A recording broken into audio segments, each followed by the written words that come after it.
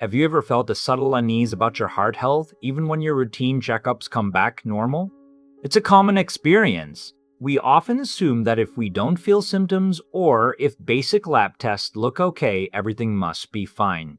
But what if I told you that a significant percentage of serious heart events, sudden heart attacks, or debilitating strokes are actually the first symptom for many individuals? This isn't about generating fear, but understanding a crucial, often overlooked reality. Cardiovascular disease, the leading cause of death worldwide, frequently develops silently, deep within our bodies, for years or even decades before it manifests outwardly. It's a hidden process, a slow accumulation of changes that standard tests often miss.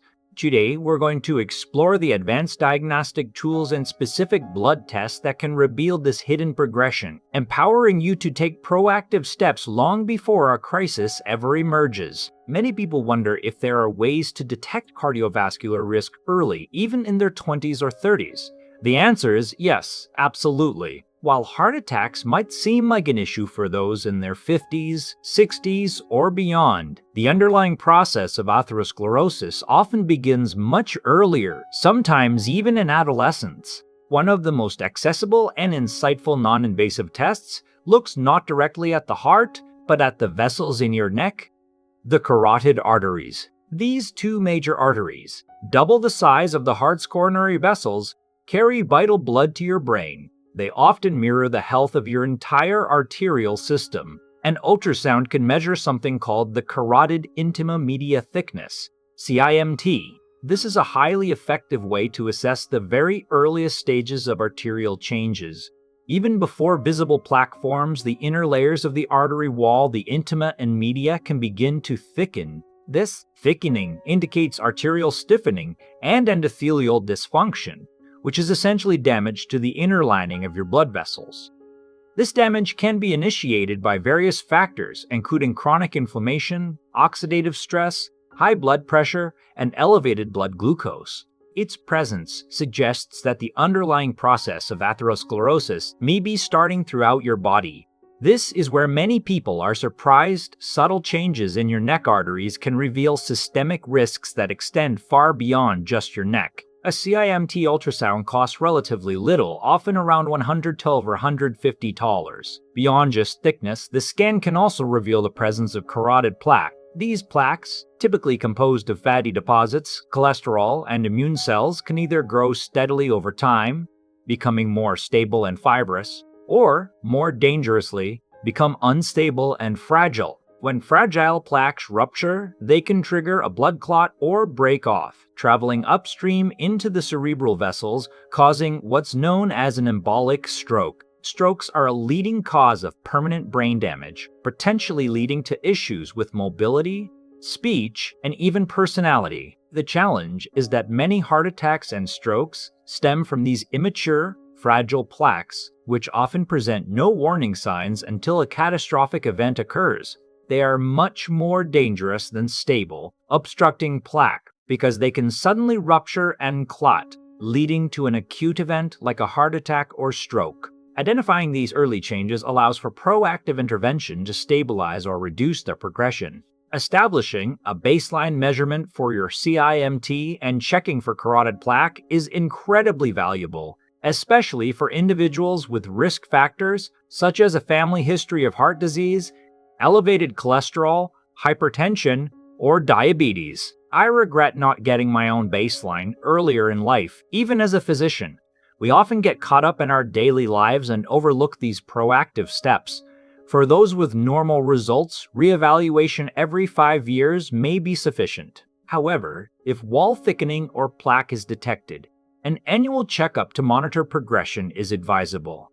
Plaques can develop at a rate of 5 to 12% per year. This means a seemingly minor issue at age 50 could become a significant blockage in a decade, especially after life stages like menopause or andropause, which are associated with an increased risk and rapidity of plaque development due to hormonal changes.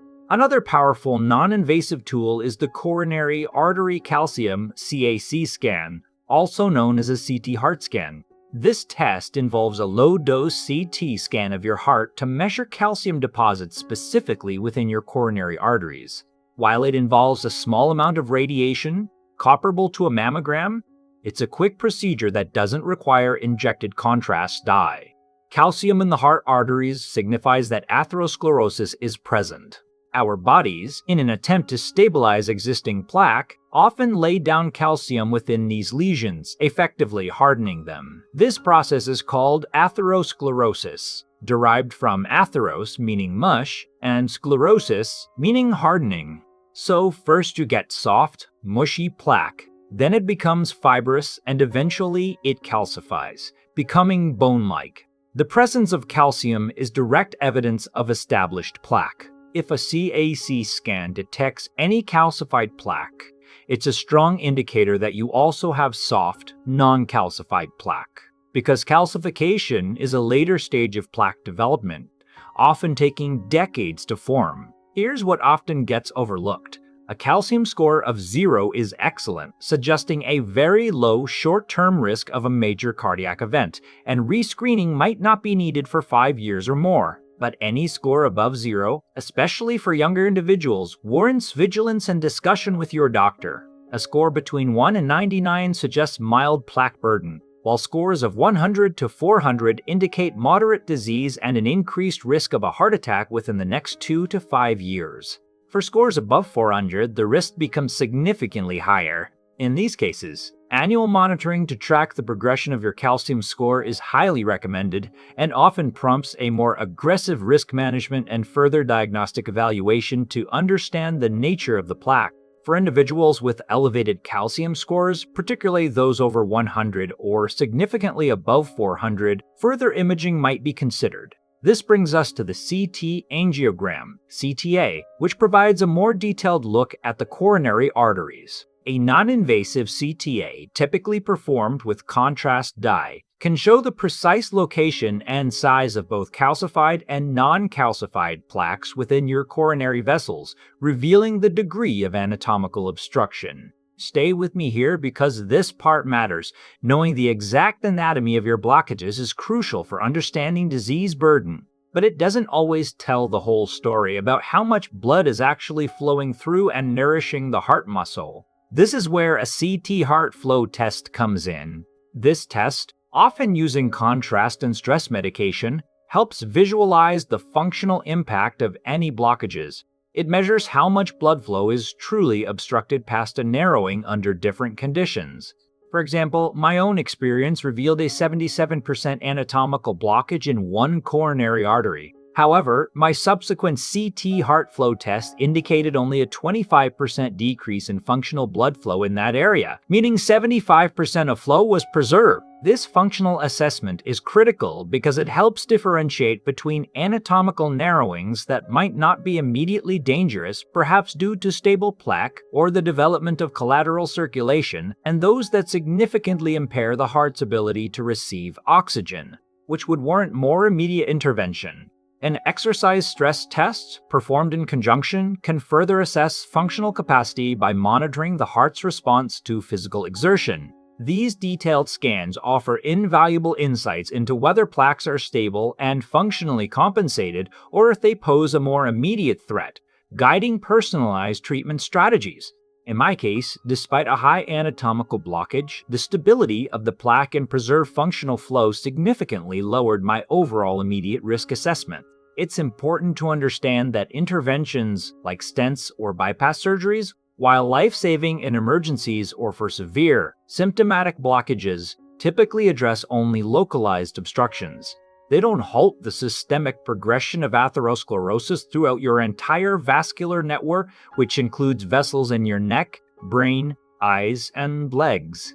This disease process, often beginning in early adulthood, is remarkably prevalent. Autopsy studies on young American soldiers from the Korean War, with an average age of 22, revealed that 70% already showed early signs of plaque in their coronary arteries. Atherosclerosis truly starts much earlier than most people realize, silently advancing over decades until symptoms surface, often in the 60s for men and a decade later for women, due to premenopausal hormonal protection. So, to summarize the advanced imaging options, a carotid ultrasound measures early wall thickening and plaque in the neck, providing a window into systemic arterial health. A coronary artery calcium (CAC) scan assesses calcified plaque burden in the heart, signaling the presence of established atherosclerosis. For higher-risk individuals, a CT angiogram (CTA) provides detailed anatomical mapping of coronary obstructions, and a CT heart flow test offers critical functional insights into blood flow. These powerful tools move us beyond reactive medicine to proactive prevention, offering a comprehensive understanding of your vascular health. Key blood tests for comprehensive cardiovascular risk assessment. Moving beyond imaging, specific blood tests offer another layer of insight into your cardiovascular risk profile, delving into the underlying biochemical processes.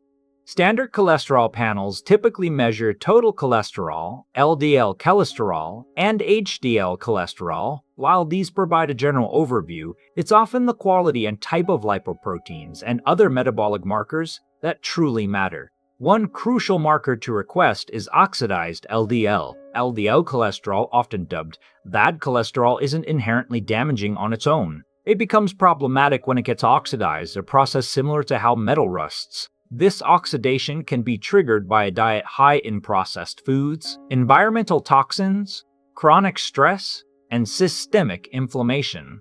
Oxidized LDL particles are highly inflammatory and can directly injure the delicate lining of your blood vessels, known as the endothelium. This endothelial damage is often the very first step in the formation of atherosclerotic plaque. So if you have elevated LDL levels, asking your doctor for an oxidized LDL test can provide much more specific information about your actual risk and highlight the need for strategies to reduce oxidative stress. Another important blood test, particularly for individuals with a family history of early heart disease or unexplained high cholesterol, measures lipoprotein A, or Lp(a). This is a genetically determined fat and protein particle that behaves much like LDL but carries an independent, heightened risk for cardiovascular disease. Elevated Lp(a) levels are largely unresponsive to traditional diet and exercise changes, often requiring specific discussions with your provider about targeted management. If you have high Lp(a), it means you have a genetic predisposition that may require a more aggressive and personalized approach to risk management. Irrespective of your other cholesterol numbers, my own Lp(a) levels turned out to be low, suggesting my cardiovascular changes were more related to lifestyle factors like dietary habits from my younger years. Chronic inflammation plays a central and insidious role in every stage of atherosclerosis, from initiation to plaque rupture. Measuring systemic inflammation can provide valuable clues. The best general marker for this is C-reactive protein, CRP, specifically high-sensitivity CRP, CRP. Ideally, you want your hs-CRP level to be under 1 mg/L, indicating a low inflammatory burden. My own hs-CRP is remarkably low at 0.2 mg/L, reflecting significant lifestyle changes. Common causes of chronic inflammation elevating CRP include poor diet, infections, gut issues, inadequate sleep, and a sedentary lifestyle. While there are more specific inflammatory markers, hs-CRP serves as an excellent initial screening tool. Other markers, like interleukin-6, IL-6, a pro-inflammatory cytokine, and homocysteine, an amino acid whose elevated levels are associated with increased vascular damage, can also offer insights into inflammatory and metabolic pathways that contribute to vascular risk. Now, let's talk about the specific lipoproteins themselves. Apolipoprotein B, ApoB, is a more precise measure than LDL cholesterol alone because it counts the number of all atherogenic, plaque-forming lipoprotein particles, including LDL, Lp at acetyl, and VLDL, Lp at Al. Since each of these potentially damaging particles carries one ApoB molecule, an ApoB measurement gives you a direct count of the culprits that can penetrate the arterial wall and contribute to plaque formation. You ideally want your ApoB level to be under 55 mg/dl to significantly reduce cardiovascular risk.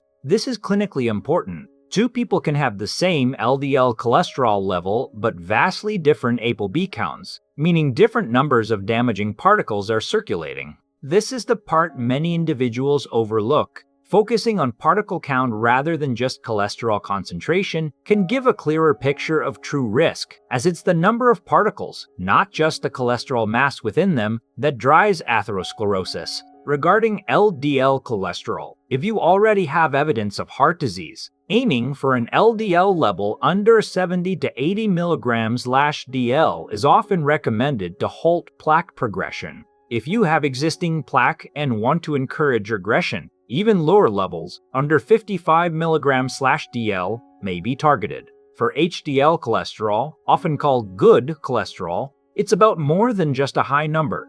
Its functionality is key. HDL is responsible for reverse cholesterol transport, meaning it helps remove excess cholesterol from your arteries and transport it back to the liver for excretion or recycling. A high and functionally efficient HDL can potentially help carve away soft plaque from the arterial wall. While increasing HDL numbers can be challenging and is largely genetically determined, certain lifestyle interventions like regular intense exercise, weight management, and intermittent fasting can contribute to both its quantity and functionality. Specific foods, such as pomegranate or concentrated pomegranate juice, have also shown promise in enhancing HDL's protective functions through various mechanisms, including boosting nitric oxide and providing antioxidant effects that protect HDL. My journey vividly illustrates the power of these tests and lifestyle changes.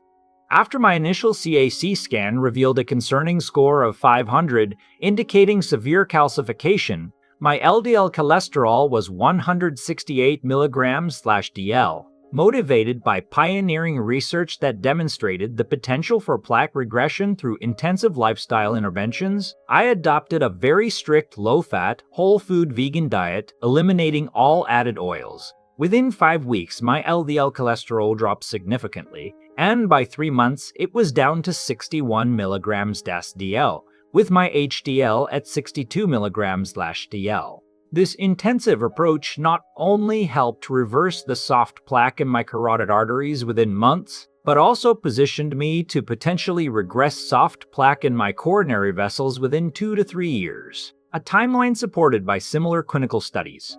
While reaching extremely low LDL targets, sometimes in the 30s, may require additional interventions like statins or more stringent dietary stacking, my experience underscores the potential for significant improvement through dedicated lifestyle modifications. My triglycerides also became very low, and my hemoglobin A1C improved from 5.6% to 5.2%. I also addressed minor heavy metal burdens like mercury and arsenic, recognizing their potential role in accelerating plaque development by inducing oxidative stress and inflammation. Understanding diabetes risk and its intimate link to heart health. Diabetes and prediabetes are significant, independent risk factors for cardiovascular disease, accelerating arterial damage and complicating plaque development. Beyond the standard blood tests, there are specific markers to assess your glucose metabolism.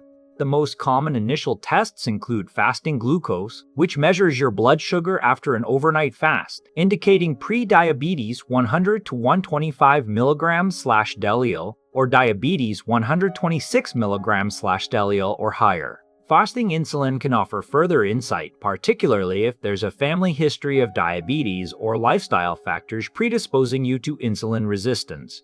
Elevated fasting insulin, even with normal fasting glucose, signals insulin resistance, where increased insulin production works to keep blood sugar in check, but can damage blood vessels over time. A powerful long-term indicator is hemoglobin A1C, HbA1c. This test measures the percentage of your hemoglobin, a protein in red blood cells that carries oxygen, that is coated with sugar, glycated. Because red blood cells live for about 90 to 120 days, HbA1c provides an average snapshot of your blood sugar control over the preceding 2 to 3 months. Ideally, an HbA1c should be under 5, 7% for most individuals to be considered non-diabetic, 5, 7% to 6, 4% indicates prediabetes, and 6, 5% or higher signifies diabetes. My goal, for example, is to maintain an HbA1c of 0% or lower, reflecting excellent long-term glucose management. This reading translates to an average glucose level of approximately 5.4 mmol/L over that 90-day period. Consistent efforts over 90-day cycles progressively improve this crucial marker. For some individuals, especially if standard tests are normal, but suspicion remains high due to family history or symptoms of fluctuating blood sugar, an oral glucose tolerance test, OGTT, might be recommended. This involves drinking a concentrated glucose solution, typically 75 grams, and having your blood sugar measured at 1 and 2 hours post-ingestion. It can uncover impaired glucose tolerance, a condition where your body struggles to efficiently clear glucose from the bloodstream after a meal, which might not be evident from fasting tests alone, but still contributes to vascular stress. Finally, beyond these cardiovascular markers, it's prudent to rule out other potential contributors to arterial disease. Factors like thyroid dysfunction, impacting metabolism and blood pressure, periodontal disease, contributing systemic inflammation, and heavy metals, inducing oxidative stress and inflammation, are important to consider with your doctor. Addressing these underlying issues can significantly enhance your overall cardiovascular health strategy.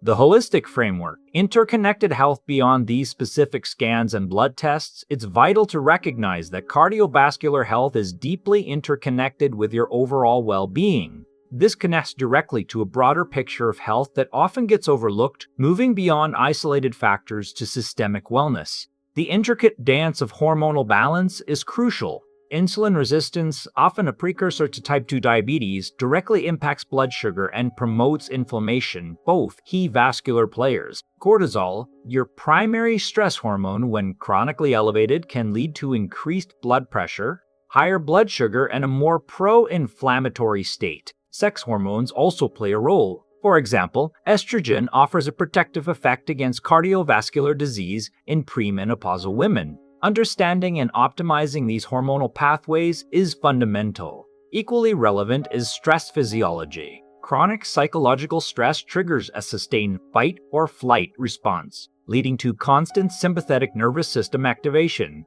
This elevates heart rate, increases blood pressure, causes vasoconstriction, and heightens inflammatory responses, all straining arterial lining. Developing effective stress management strategies is not merely about comfort, but about biological protection.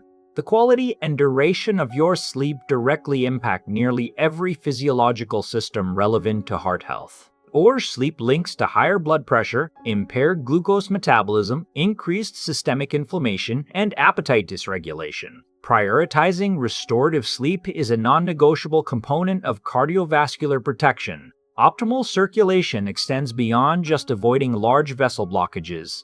It encompasses microcirculation, the health of the tiny blood vessels that deliver nutrients and oxygen to every cell.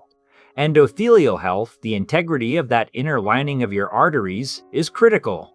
Any factor that damages the endothelium, from high blood pressure to toxins, impairs this vital circulation. Inflammation, as discussed with CRP, is a systemic process, both cause and consequence of arterial damage. Chronic, low-grade inflammation, fueled by poor diet, gut imbalances, toxins, and inactivity, acts as a persistent irritant, promoting plaque formation and instability.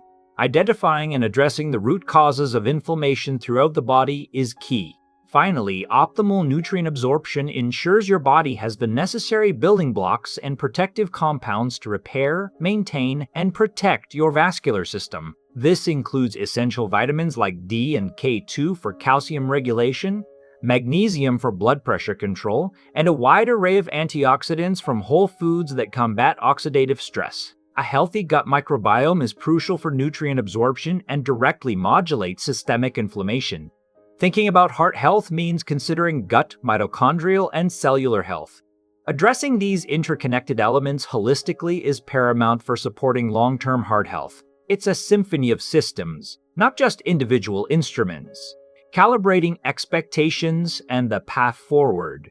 When embarking on a journey to improve cardiovascular health, it's crucial to set realistic expectations. Biological changes, particularly at the cellular and arterial wall level, often precede any visible shifts on rescans or dramatic improvements in symptoms. Plaque regression, especially for calcified plaque, is a slow process, taking months to years even with aggressive lifestyle interventions.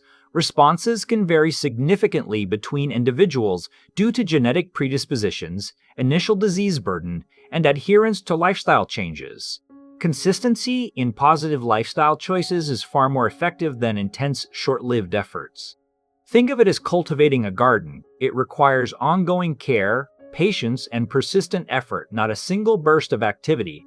The goal is to create an internal environment that supports healing and prevents further damage, understanding that visible progress may take time. Understanding your cardiovascular health risk is perhaps one of the most empowering steps you can take for your long-term well-being. Far too often, we learn by experience when it's already too late, rather than proactively seeking information and implementing preventive measures. I've witnessed countless individuals, and even dear friends, suffer from sudden, devastating cardiovascular events that could potentially have been mitigated or avoided with earlier detection and intervention. Knowing beforehand allows for prevention rather than just reaction. It allows you to cultivate a robust and resilient cardiovascular system rather than waiting for a crisis. If you found this discussion valuable and believe in the power of proactive health education, please consider subscribing to this channel. Share your age in the comments below. It helps us understand our community better. And feel free to ask any health questions or concerns you might have. Your engagement helps this vital information reach more people. This content is educational only and not medical advice. For persistent concerns, consult a qualified professional.